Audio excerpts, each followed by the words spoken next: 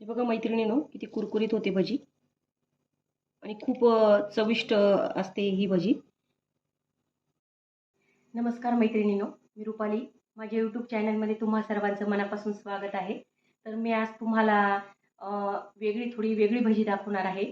आपण बेसनाची तर भजी सगळ्यांनीच खाल्लेली आहे, बेसन पिठाची. पण मी आज तुम्हाला बाजरीच्या पिठाची भजीची रेसिपी दाखवणार आहे. बेसन पिठाच्या भजीपेक्षा ही भजी खूपच सुंदर लागते, बाजरीच्या पिठाची भजी. तर चला बघूया. हे मी 1 वाटी बाजरीचं पीठ घेतलेलं आहे. मीडियम वाटीने घेतलेलं आहे 1 वाटी. यात मी हा चिरलेला लांब लांब कांदा आहे, तो मी टाकून घेते. थोड्याशा मिरच्या आहे, मिरच्या घेतलेल्या हिरव्या मी थोड्याशा कापून घेतल्या 3 मिरच्या, त्या टाकून घेते आणि भरपूर अशी कोथिंबीर टाकून घेते. अर्धा चमचा मी लाल तिखट घेतलं आहे, कारण आपण मिरचीचा पण वापर केलेला आहे मैत्रिणींनो, त्यामुळे मी अर्धा चमचा तिखट घेतलेला आहे. थोडीशी हळद, चवीनुसार मीठ घेतलेलं आहे.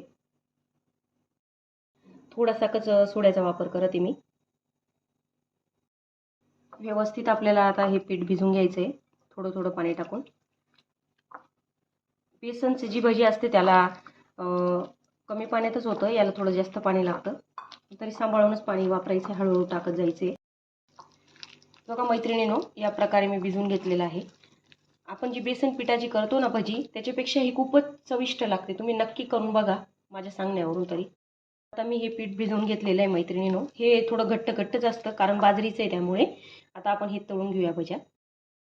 भज्या तळण्यासाठी मी तेल ठेवून घेतलेलं आहे. तेल तापलेलं आहे मैत्रिणींनो. मी भज्या टाकते आता. आपल्याला मोठ्याच आचेवर आपल्याला भज्या तळून घ्यायच्या या.